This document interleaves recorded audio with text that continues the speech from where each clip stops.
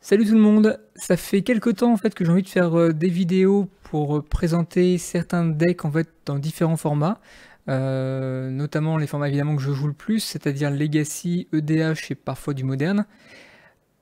On va commencer aujourd'hui par du Legacy, qui est un format que moi vraiment j'adore. Je crois que c'est vraiment mon format préféré parce que c'est extrêmement complexe. Il y a beaucoup de decks différents et des mécanismes variés, évidemment, puisque ça autorise évidemment un pool de cartes bien plus important que les autres formats, sauf évidemment Vintage, mais ça du coup c'est quelque chose que je ne fais pas. C'est aussi un format qui est finalement relativement accessible dans voilà, toute mesure gardée évidemment, parce que c'est des decks qui coûtent un peu cher mais qui durent dans le temps, hein. Il y a très peu de nouvelles cartes qui changent absolument tout le format et qui font que les decks ne sont plus viables du tout. La méta est relativement stable depuis quelques années déjà. Et voilà, donc moi c'est un format que j'adore beaucoup. Malheureusement, comme je dis, ça coûte quand même, c'est accessible, mais ça coûte quand même un petit peu cher pour commencer.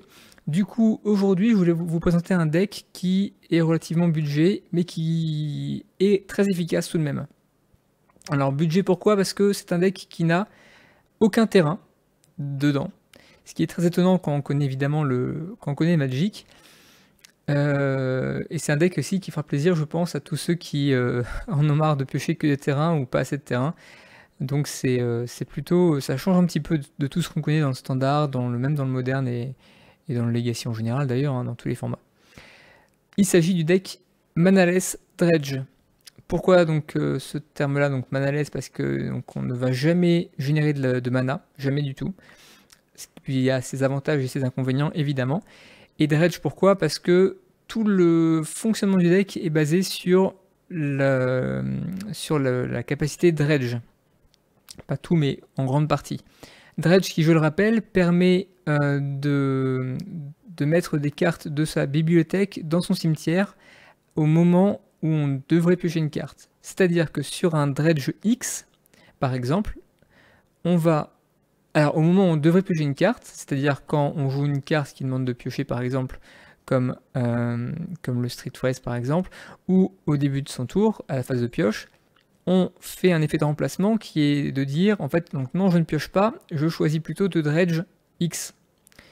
Et dans ce cas-là, on récupère la carte dredge dans sa main, et on va mettre X cartes du dessus de sa bibliothèque dans son cimetière.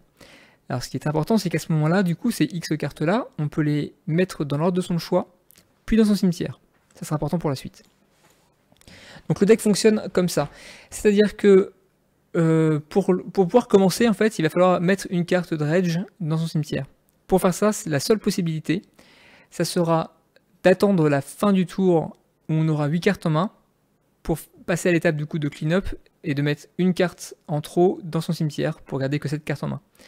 Dans ce cas-là, on va mettre une carte Dredge dans son cimetière et le tour d'après, au lieu de piocher, on fera un Dredge 6, ce qui fera différents effets. Bon, cette decklist là, du coup, est assez classique, hein. Elle est récente aussi, elle a fait quelques perfs là ces derniers temps. C'est une version donc sans mana, hein, parce qu'il y a des versions de Dredge avec des terrains. Et c'est également une version qui a tout de même un petit peu de protection avec les Force of Will et les Disrupting Shoal en sideboard. Le principe du deck est assez simple en fait. Donc on a deux possibilités, on a deux win conditions on va dire. La première c'est simplement c'est d'être un petit peu zoo en fait, donc de mettre plein de créatures sur champ de bataille, d'attaquer avec, de générer des tokens avec les bridge des zombies avec des bridge from below par exemple, et finalement en fait de mettre des dégâts à l'adversaire tous les tours un petit peu, voire beaucoup parfois, et souvent l'adversaire du coup succombera au coup des zombies, au coup des icorides ou des choses comme ça assez rapidement. L'autre solution, l'autre win condition en fait, c'est une combo qui consiste basiquement en fait à mettre toute sa librairie dans son graveyard et donc avec par exemple Whirlpool Rider ou bien avec Balustrade Spy, qui sont du coup les deux possibilités pour le faire. Je vais vous expliquer ça du coup un peu plus tard, je pense. Une fois que ça c'est fait, on va utiliser Dread Return, qui est une carte clé du deck, qui peut être jouée en flashback, qui a un coût alternatif, enfin qui du coup en flashback a un coût qui est de sacrifier 3 créatures. Et l'effet en fait du Dread Return, c'est qu'on choisit une carte de créature dans le cimetière et elle arrive sur le champ de bataille sous notre contrôle. Donc imaginons par exemple que on est... alors ça arrive souvent quand on a par exemple du coup des Nether Shadow qui sont des cartes de créatures qui en fait viennent du cimetière sur le champ de bataille. On va en sacrifier par exemple un Nether Shadow et puis 2 tokens zombies qu'on aura fait précédemment par exemple pour faire venir par exemple un Chancellor of the Annex qui normalement coûterait 7 dont 3 blancs mais qui là ne coûte en fait qui coûte simplement 3 créatures, le sacrifice de 3 créatures. En gros c'est comme ça que le deck fonctionne. La combo de base c'est donc de mettre toute sa main dans toute sa bibliothèque dans son cimetière, de faire venir sur le champ de bataille le Flayer of the Eightbound qui est une créature rouge qui dit que quand elle-même ou une autre créature arrive du cimetière sur le champ de bataille, alors la créature fait un nombre de dégâts égal à sa force à la cible de son choix. Souvent on choisira l'adversaire directement. Ce qui fait que on aura Flayer of the Eightbound qui arrive sur le champ de bataille. Ensuite on refait un Dread Return pour sacrifier 3 créatures. En général, ça sera des tokens de zombies ou d'autres choses. On fait venir le Golgari Grave Troll de son cimetière sur le champ de bataille, qui lui arrive sur le champ de bataille avec un nombre de marqueurs +1/+1 égal au nombre de créatures dans le cimetière. Donc là, à ce moment-là, en général, on a mis tout son cimetière, toute sa bibliothèque dans son cimetière, donc on a 30 et quelques créatures dans le cimetière. Donc le Golgari Grave Troll est une 30 et quelques, ce qui fait du coup des dégâts sur une cible au choix de 30 et quelques. Ce qui tue l'adversaire en général, sauf cas exceptionnel évidemment. Voilà. Donc c'est là que c'est un peu compliqué, c'est-à-dire que du coup on a beaucoup de triggers auxquels penser, donc notamment les Bridge from Below, qui sont des triggers en fait qui s'activent, des abilities qui se trigger quand une créature non token meurt, et qu'on a un Bridge from Below dans le cimetière. Mais également des triggers à l'upkeep, comme par exemple le trigger de Nether Shadow, qui disent que donc à l'upkeep, si Nether Shadow est dans votre cimetière et qu'il a au moins 3 créatures au-dessus de lui, d'où l'importance primordiale de l'ordre dans le cimetière. C'est pour ça que d'ailleurs quand je joue ce deck là, il ne faut absolument pas changer l'ordre du cimetière. On a notre cimetière, on met nos cartes dedans. Quand on dredge d'ailleurs, on peut choisir l'ordre du coup pour les mettre dans notre choix. Et il faut absolument garder cet ordre-là précisément sans y toucher. Et donc Nether Shadow dit que si donc, elle est dans le cimetière et qu'il y a 3 cartes au-dessus dans le cimetière, eh bien on peut la mettre sur le champ de bataille. On peut, on n'est pas obligé. Hein. Et elle a Ace, c'est une 1-1. On a aussi des Icorides, extrêmement fort aussi comme carte. C'est donc une 3-1 qui a Haste, qui dit que à l'upkeep, si elle est dans le cimetière, on peut choisir d'exiler une carte de créature noire de son cimetière. Si on le fait, Icoride arrive sur le champ de bataille. Elle a Haste, ou c'est l'égalité en français, elle met 3 points de dégâts à l'adversaire si elle attaque, mais surtout on peut la sacrifier, faire des choses avec, la sacrifier sur un Dread Return par exemple, ou la sacrifier sur un Cabal Thérapie pour aller voir la main de l'adversaire et lui faire discard des cartes, ainsi de suite. L'autre carte vraiment clé du deck, qui pour moi c'est vraiment la carte iconique du deck, de ce genre de deck, c'est Narcomoeba, qui est une créature 1-1 avec vol, qui est bleue, qui sera utile pour pouvoir pitch sur Force of Will, qui dit que si elle est mise dans le cimetière de la bibliothèque, on peut la mettre sur le champ de bataille. L'intérêt c'est que, bon, là on se dit comme ça, mais c'est une 1-1, c'est nul, ça fait rien. Mais si, ça fait plein de choses, parce que quand on arrive sur le champ de bataille, ça trigger les abilities de Prize Amalgam par exemple. Prize Amalgam, très très bonne carte dans le deck, qui dit que donc quand elle est dans le cimetière, si une créature a été mise du cimetière sur le champ de bataille, eh bien à la prochaine étape de fin, Prize Amalgam arrive sur le champ de bataille engagé, sous notre contrôle évidemment. D'accord ? Donc voilà un peu le principe du deck. Après, on va faire une petite partie contre un bot pour juste voir comment est-ce que le deck se déroule, comment ça fonctionne, en espérant avoir des choses intéressantes à montrer. Évidemment, les cartes vraiment les plus importantes du deck sont les cartes de dredge. C'est ça qui va nous servir en fait à mettre des cartes dans le cimetière. C'est une des principales sources finalement de cartes. Enfin, c'est notre moteur de pioche finalement. C'est pas de la pioche, mais c'est notre moteur en fait pour dérouler le deck. Carte également très intéressante, c'est Phantasmagorian, qui est une carte, c'est une créature 6/6, mais on s'en sert pas forcément comme telle, même jamais. L'intérêt principal, c'est que quand elle est dans le cimetière, on peut on peut discard 3 cartes pour la faire revenir du cimetière dans notre main.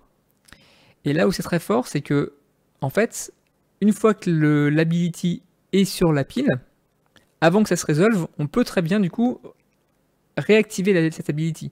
Du coup, hop, on clique dessus, on refait discard 3 cartes, du coup on discarde de nouveau 3 cartes, et ça remet l'ability la même sur la pile. Donc la pile se résout, hop, Phantasmagorian nous revient dans la main, la seconde ability qui était la même du coup se résout, mais vu qu'elle est plus dans le cimetière, bah ça marche pas, il n'y a plus de cible. Et donc au final, on peut se défausser de jusqu'à 6 cartes, même jusqu'à 9, 12, ainsi de suite, si on en a autant. Et avec ce deck là, on sera limité à 6 cartes, vu qu'on aura pas de moteur de pioche suffisant pour avoir jusqu'à 9 cartes en main. Au maximum, on en aura 8. Voilà comment fonctionne le deck, basiquement. Donc, évidemment, ce deck a un gros problème après le sideboard, en fait. Un très très gros problème, c'est qu'il est extrêmement sensible à toutes les cartes de Graveyard Hate. C'est-à-dire que, par exemple, Leyline of the Void est une carte qui nous bloque entièrement le deck. C'est-à-dire que cette carte est jouée, c'est fini pour nous. On peut rien faire. Heureusement, c'est la seule carte contre laquelle on ne peut absolument rien faire, parce que des cartes comme Relic of Progenitus, par exemple, peuvent être contrées avec les Force of Will qu'on a ici. C'est pour ça que cette version-là, du coup, a des Force of Will. Force of Will, du coup, nous sert à contrer ces cartes-là, mais également Disrupting Shoal, qui nous permet plutôt que de payer son coût à cette carte-là, on défausse une carte... Alors pardon, je relis du coup le truc exactement. Oui, remove. Donc en fait, c'est qu'on défausse, je sais plus si c'était exilé ou remove, mais remove c'est, je pense, simplement du coup défausser. Donc on défausse une carte bleue de notre main, avec un coût converti de mana de X, et si on fait ça, du coup, on peut contrer un sort qui a un coût converti de mana de X. Donc imaginons que quelqu'un joue par exemple Rest in Peace, en blanc par exemple, qui dit que en haut il n'y a plus de cimetière. Eh bien on peut, si on a ça en main, on peut se défausser d'une carte bleue qui vaut 2. Donc autrement dit c'est 6 cartes là, une de ces 6 cartes là, pour contrer le sort. Voilà. C'est notre seule défense contre ces cartes qui nous bloquent complètement. Autre carte qui peut nous bloquer également en blanc, on a par exemple Containment Priest, qui est beaucoup joué, qui est joué, en tout cas dans les decks dans les versions de Miracle actuellement. Ça c'est une carte qui nous bloque. Dans ce cas-là, pour la gérer, on a Contagion, qui fait que on peut payer du coup un point de vie et exiler une carte noire de notre main plutôt que de payer son coût de mana. Et on met du coup 2 marqueurs -2/-1 parmi une ou deux créatures. Sur une ou deux créatures. On va choisir du coup de mettre -2/-1 2 fois sur un Containment Priest, ça va le tuer. Et c'est notre contre à cette carte-là. Donc quand on joue contre Miracle, on rentre ça post-sideboard. Et Force of Will, pas forcément. C'est plus contre les trucs vraiment vénères comme là je dis Relic of Progenitus nous gêne, Tormod Script aussi par exemple, Surgical Extraction évidemment, la Ooze aussi, Scavenging Ooze nous bloque pas mal. Ça faut les contrer. Donc dans les decks qui jouent ça, on rentre les Force of Will et les Disrupting Shoal. Et on a aussi également 3 Mindbreak Trap contre les decks combo. Combo Storm, type Ad Nauseam Tendril par exemple, qui permet de simplement bloquer la combo. Voilà, donc ce qu'on va faire, c'est qu'on va se faire une petite partie contre l'IA. Donc j'ai un bot ici qui évidemment est pas forcément aussi bon qu'un joueur, surtout en Legacy où c'est quand même un peu complexe à coder, je pense, tout ça. On va lui faire jouer un deck fer, comme là on est sur bleu-blanc Stoneblade, qui est un deck contrôle très fer, que je joue en vrai d'ailleurs aussi. Et on est parti. Alors, très important, c'est que, évidemment, vu que notre seule manière, en fait, de pouvoir piocher des cartes va être de... Enfin, pas piocher des cartes, mais avoir des trucs à jouer va être de dredger des cartes, il va falloir qu'on mette le plus vite possible, idéalement, du coup, dès le tour 2, en fait, parce que vous allez voir que c'est pas... Enfin, on est limité par ça. Il va falloir qu'on mette le plus vite possible une carte de dredge dans le cimetière. Là, donc l'adversaire, c'est lui qui a gagné le toss, il a choisi de commencer, ce qui est parfait, parce qu'en fait, quand on joue Manaless, dredge, ça serait bête, quand on joue Manaless dredge, il faut toujours, hein, aucune exception, laisser commencer l'adversaire. Comme ça, du coup, l'adversaire fait son tour, il fait son premier tour. Très bien, il fait son truc. Nous, on prend notre tour, on pioche une carte. On arrive du coup avec 8 cartes en main. Fin de tour, on a 8 cartes en main, il faut s'en défausser d'une. Et là, du coup, on peut commencer à mettre des cartes, des moteurs de dredge dans le cimetière. Ou des Phantasmagorians. C'est d'ailleurs ce qu'on va faire, vous allez voir tout de suite. Donc, il faut vraiment laisser jouer l'adversaire en premier. Donc, ah oui, alors les mulligans sont compliqués, parce qu'effectivement, en général, avec ce deck-là, il faut absolument jamais mulligan, parce qu'on veut vraiment défausser une carte vite. Donc, on garde ça. Il prend son tour, il pose une île main phase, et il s'arrête là. Je prends mon tour, upkeep, draw. J'ai pioché quoi? J'ai pioché un Dread Return. Très bien. On avance, fin de tour. Voilà. Choisis une carte à discard, parce que du coup on passe en clean-up. Et là on a plusieurs possibilités. La possibilité numéro 1, ça sera de mettre directement une carte de dredge dans le cimetière. Comme ça du coup, la prochaine fois qu'on doit piocher une carte, on dredge à la place. L'autre possibilité, qui sera à mon avis la meilleure, sera de mettre un Phantasmagorian dans le cimetière. Comme ça, on peut dès maintenant mettre toutes les cartes qui font des choses dans le cimetière. Par exemple, là, on peut se débrouiller pour qu'au prochain tour, on met Nether Shadow en premier, Ikorid en deuxième, Stinkweed Imp en troisième, et du coup, ça trigger le Nether Shadow. Et Ikorid, on peut aussi le faire. Là, on a un très bon tour, vous allez voir. Donc, on choisit de discard le Phantasmagorian. Alors petite parenthèse rapidement, je l'ai fait une seule fois sur cette vidéo-là, je ne le fais pas sur la vidéo suivante, pour parler de Xmage. Xmage, c'est un logiciel non officiel, hein, c'est pas du tout officiel, qui permet de jouer à Magic de manière totalement gratuite et assez stable. C'est-à-dire que tout est codé pour que ça soit automatisé, un peu comme sur Magic Online, MTGO. C'est pas comme Cocatrice par exemple où tous les triggers sont à faire à la main, poser les cartes, piocher les trucs. Là tout se fait automatiquement, ce qui est plutôt pratique. Donc vous avez sur le côté ici toutes les phases de jeu. Donc vous voyez que là on est dans la phase de draw de l'adversaire. Toutes les priorités et toutes les actions on va dire faisables sont notées ici. D'accord.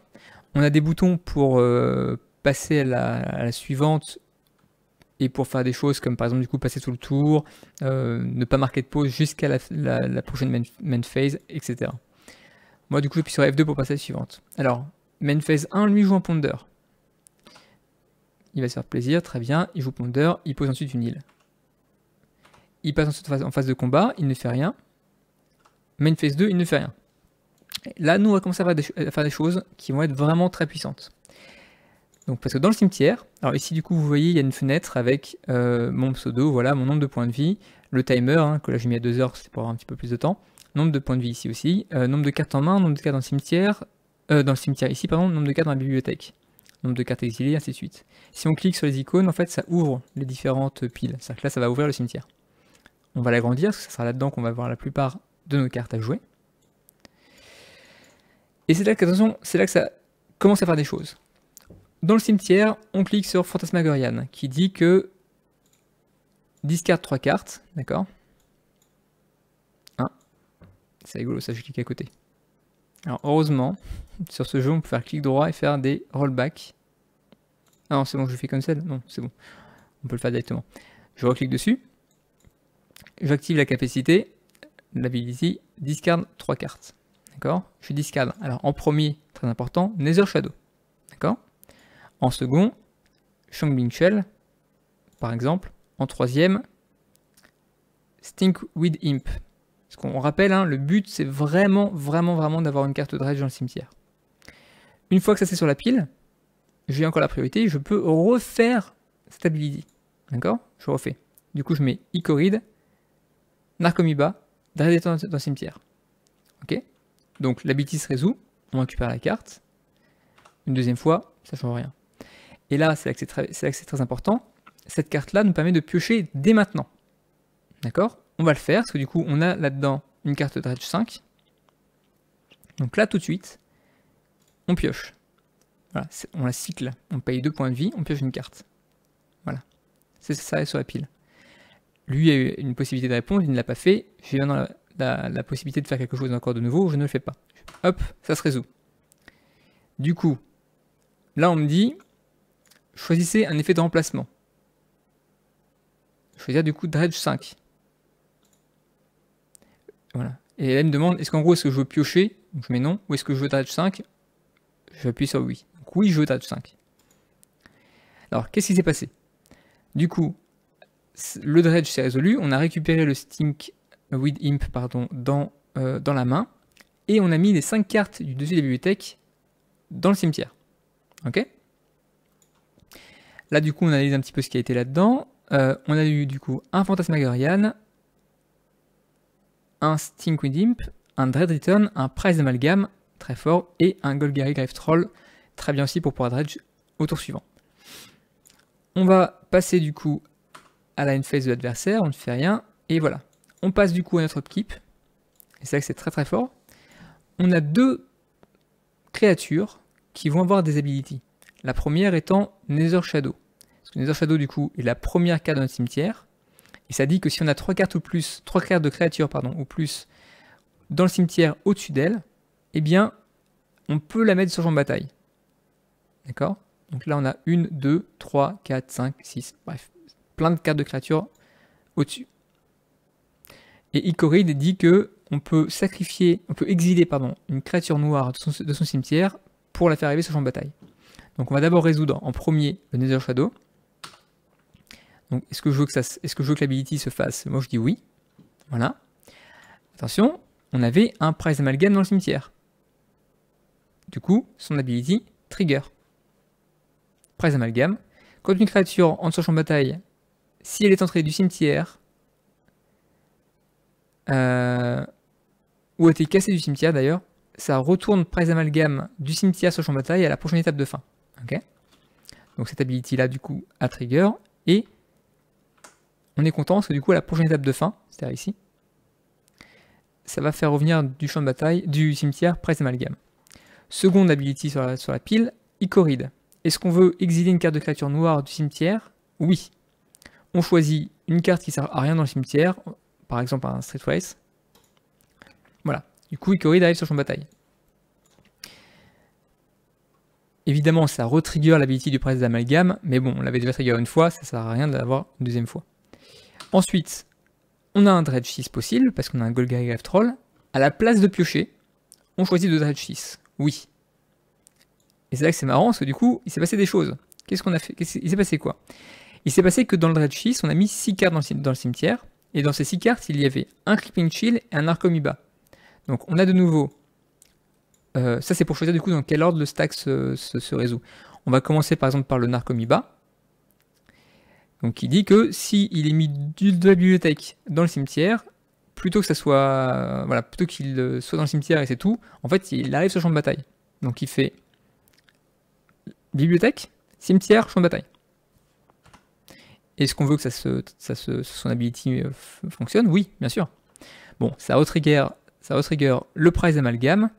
C'est là que c'est marrant, c'est que si on avait Dredge un second Prize Amalgam du coup ici, lui n'aurait pas eu le proc en fait, son ability n'aurait pas trigger en fait précédemment, mais elle aurait trigger son Narcomoeba qui vient juste d'arriver.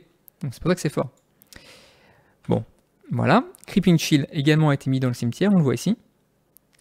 Et ça dit, quand il est mis du cimetière depuis la librairie, on peut l'exiler. Et si on l'exile, l'adversaire prend 3 points de dégâts, et nous on récupère 3 points de vie. Ok? Bah oui, bien sûr. Il passe à 17, on passe à 21. Ok? Parce qu'on s'était pris 2 points de dégâts avec le Streetface tout à l'heure. Et donc là, c'est très important, il faut essayer de voir ce qu'il y a dans le cimetière et ce qui peut servir. Là, par exemple, on a des cabales thérapies, on en a 2. Cabale thérapie, très fort, hein. Pour ceux qui ne connaissent pas, je explique rapidement la carte. On peut la jouer en flashback, c'est-à-dire on peut la jouer du coup du cimetière. Son coup en flashback, c'est sacrifier une créature. Et l'effet que ça fait, c'est qu'on choisit du coup, on nomme en fait une carte non terrain. Ensuite, le joueur ciblé révèle sa main et discarde toutes les cartes avec ce nom-là. Ok? Donc c'est fort. Ensuite, là, ce qu'il faut analyser, c'est est-ce qu'il y a un Dread Return possible pour gagner même là dès maintenant? La réponse est non. On peut faire un Dread Return, hein, on a 3 créatures, d'accord? Mais il n'y a pas de créature suffisamment utile là actuellement dans le deck pour faire la combo. Ensuite, l'autre question à se poser, c'est est-ce qu'on a suffisamment de cartes, de Dredger pour le tour suivant? La réponse est oui. Parce qu'à un moment donné, on pourra éventuellement faire un Phantasmagorian pour remettre ces 2 Dredge dans le cimetière. Et malheureusement aussi, ce qu'il faut voir, c'est est-ce qu'on a des Bridge from Below qui permettent de faire apparaître des tokens zombies de 2 si une créature meurt, une créature non token. Et malheureusement, ce n'est pas le cas. Donc, ce qui va se passer, c'est qu'on passe du coup en phase principale. Ok.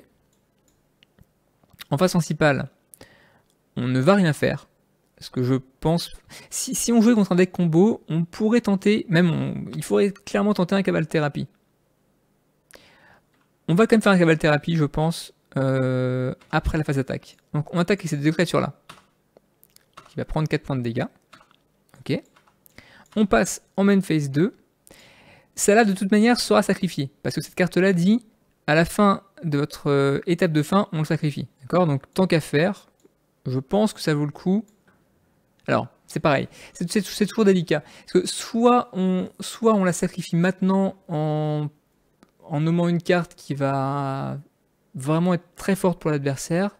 Là, ça serait par exemple du coup une Stoneforge Mystique. T3, il peut rien jouer vraiment de plus. Si, un True Nemesis nous mettrait bien dedans aussi, donc on peut également nommer True Nemesis. Mais malheureusement,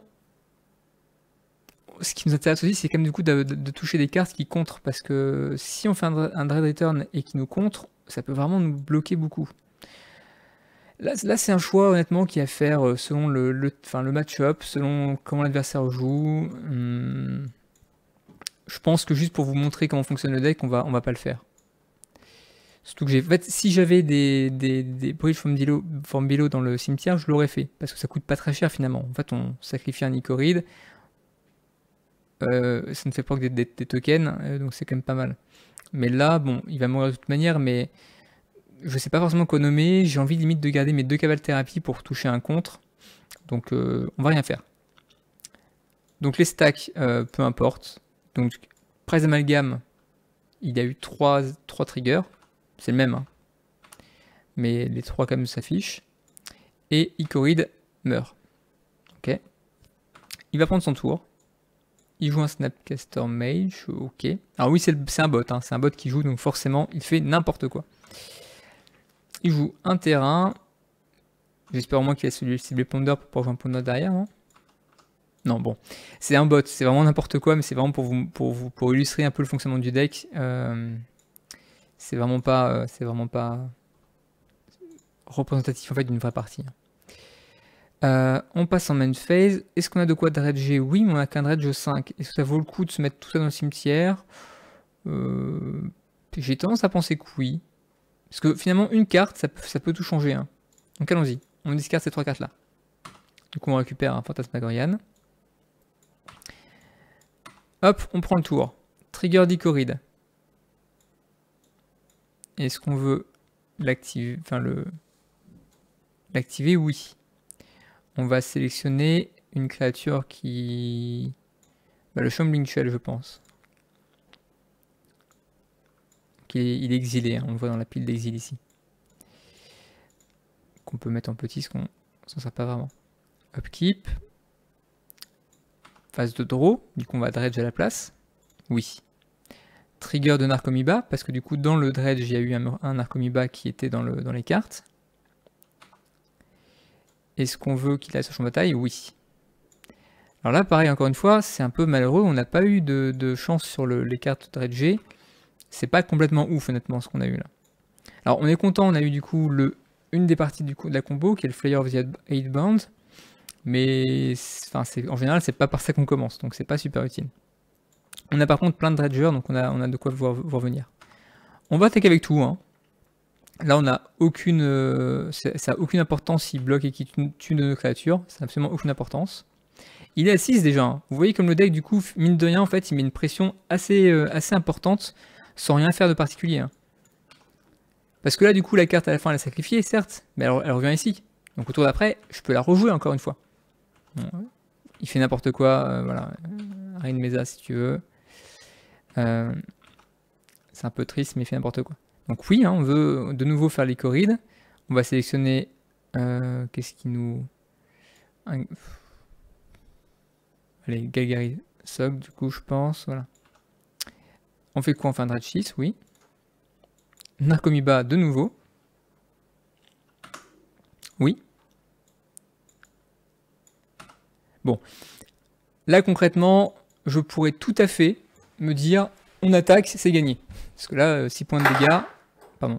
On a les 6 là, on a 8. On a 8 points de dégâts. On a même pas... Non, ça, du coup, il bloque ça. Ça fait 3, 4, 5. On a 5. Bon, on est one-off. On a 5 points de dégâts maintenant.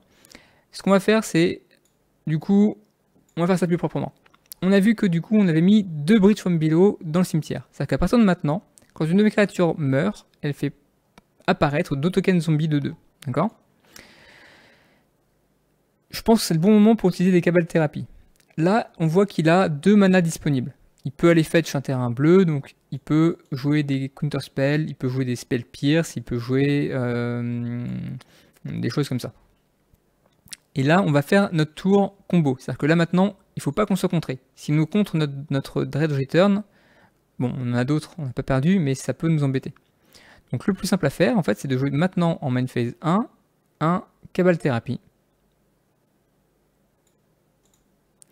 Donc en flashback, évidemment, on va donc sacrifier une créature, on va sacrifier le Narcomiba qui est arrivé tout à l'heure. On va d'abord sélectionner un joueur, on va le sélectionner lui.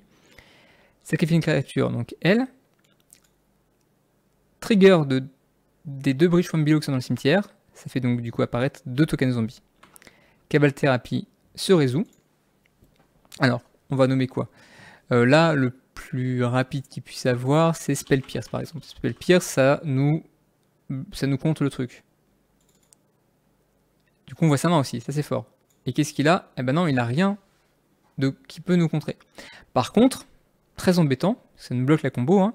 Si en réponse il tue ça, il a un Sword to Plowshare. Du coup, on est obligé maintenant de refaire un second Cabal Therapy. Donc sacrifier une créature. Sacrifions par exemple notre Narcomiba, en vrai, peu importe. Non, d'abord un joueur, voilà, Narcomiba. Donc de nouveau 2 tokens zombies, hein. Là, on va nommer Sword to Plowshare. Ça libère de sa main. Qu'est-ce qu'il a en main? Bah, rien. En vrai, concrètement, il a rien. Alors, je sais même pas pourquoi s'il a pas joué de Jace avant, par exemple, mais bon. Encore une fois, c'est un bot qui fait n'importe quoi. Là, il peut rien faire. Il n'a pas de contre, il est en main, il a aucune action. Donc là, c'est parti. C'est free pour nous. Ce qu'on va faire, c'est qu'on va faire un Dread Return en payant le coup de flashback, qui est donc de sacrifier 3 créatures. D'accord? On va ramener... Alors, il y a plusieurs possibilités, mais le mieux... Alors, ça fait 3... Le mieux, ça aurait été du coup de ramener le Spy, mais on l'a pas. On va ramener du coup un Whirlpool Rider. D'accord? Sacrifier 3 créatures. On va sacrifier ces 3-là. Pour faire apparaître plein de zombies, pour être sûr d'avoir des créatures à sacrifier. Voilà. Le Dread Return se résout. 2 triggers apparaissent, évidemment. Donc, Prize Amalgam en premier, qui dit qu'à la prochaine étape de fin, il revient sur champ de bataille engagé. Et surtout, le Whirlpool Rider, qui est une carte qui dit que quand elle reste sur champ de bataille, ce qui est le cas, d'où le trigger, on mélange les cartes de notre main à la bibliothèque, puis on pioche autant de cartes. Donc là, ça va nous faire piocher 3 cartes. D'accord? Sauf qu'au lieu de piocher, on va choisir de dredger. Donc, on est parti.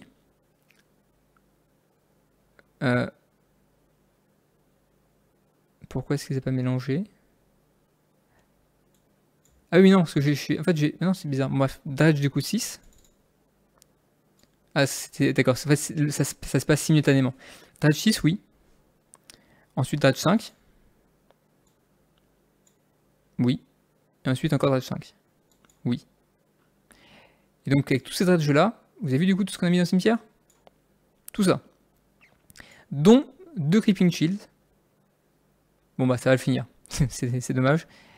Ceci dit, on peut dire non juste pour la démonstration. Il faut juste voir si on a de quoi faire la fin de la combo. Hop. On va dire non. Enfin, on va le mettre une fois juste pour que vous voyez. Non, en fait là ça serait fini. Hein. Donc du coup, on peut dire simplement quand il est mis du coup de la bibliothèque dans le cimetière, on peut l'exiler et faire 3 points de dégâts à l'adversaire. Oui, non. Là, on mettrait oui. Hein, du coup, ça fait 2 fois 3 dégâts. Il est mort. Mais là, mettons non pour la démonstration. Non pour le deuxième. Zut, je suis passé en combat, c'est pas ça que je voulais faire, c'est pas grave. On va faire ça en main phase 2. La combo est la suivante, c'est-à-dire qu'une fois que vous avez plein de cartes dans le cimetière comme ça, là il y en a quand même un bon paquet, il y en a 33 dedans, hein. On va faire un Dread Return, en sacrifiant 3 créatures. Là peu importe, vu le nombre de zombies qu'on a, il n'y a pas de souci. On va faire revenir sur champ de bataille. Alors est-ce que j'ai juste le spy pour faire la combo complète? Non, c'est pas grave. On va faire revenir le Flayer of the 8 Band. On sacrifie 3 créatures.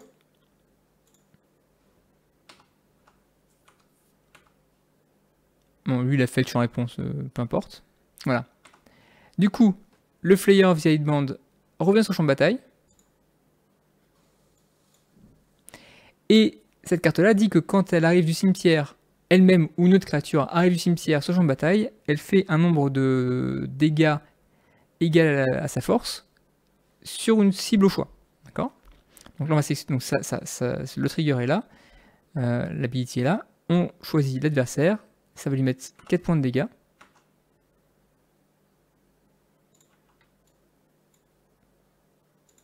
Si ça veut bien marcher, là je crois que le bot est bugué à mon avis.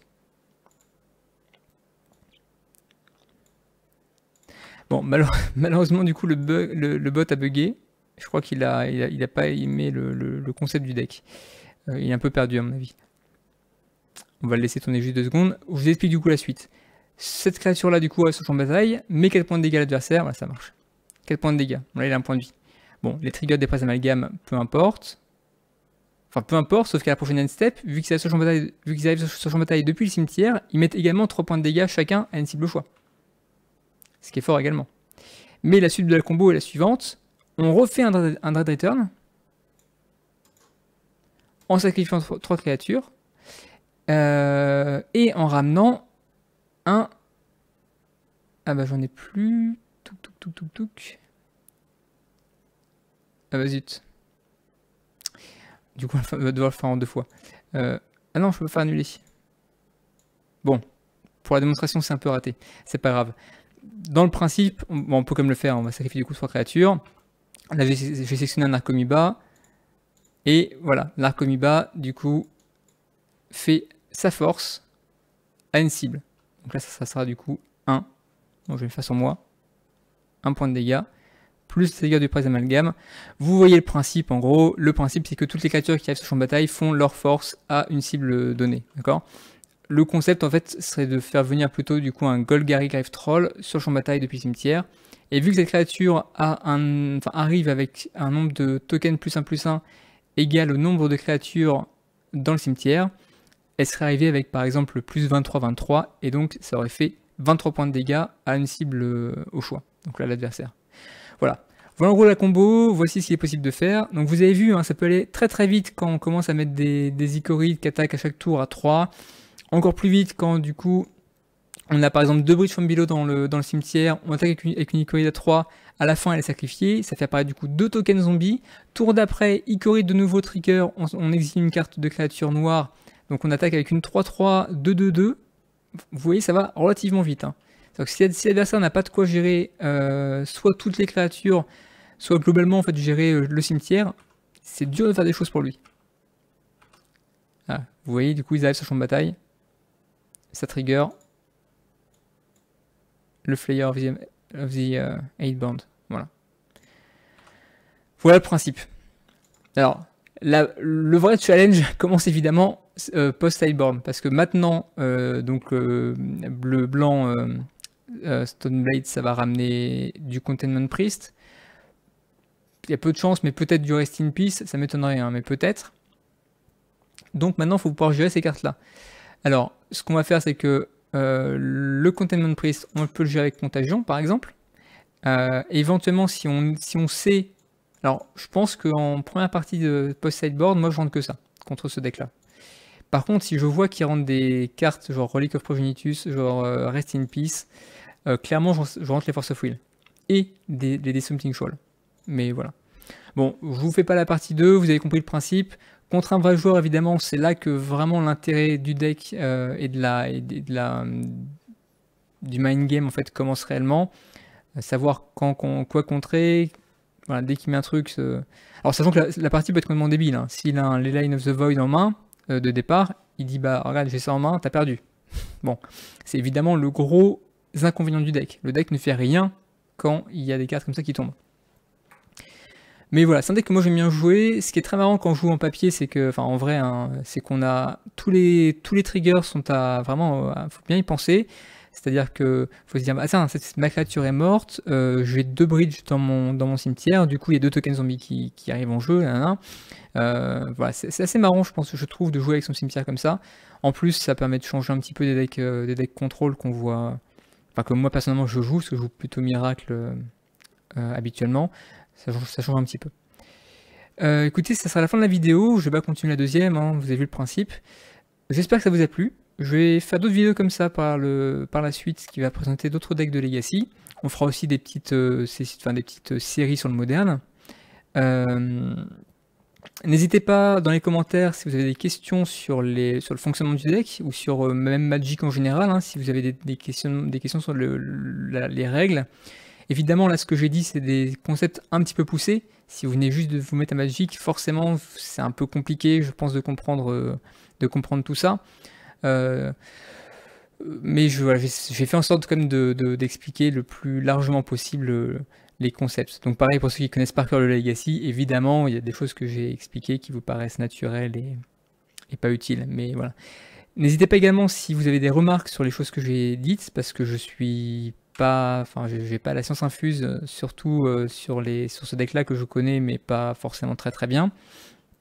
N'hésitez pas, voilà, à me faire des remarques si s'il y a des choses qui vous ont perturbé sur ce que j'ai pu dire, si j'ai fait des erreurs. Merci beaucoup d'avoir regardé la vidéo. Je vous dis à une prochaine fois pour la suite. Ciao.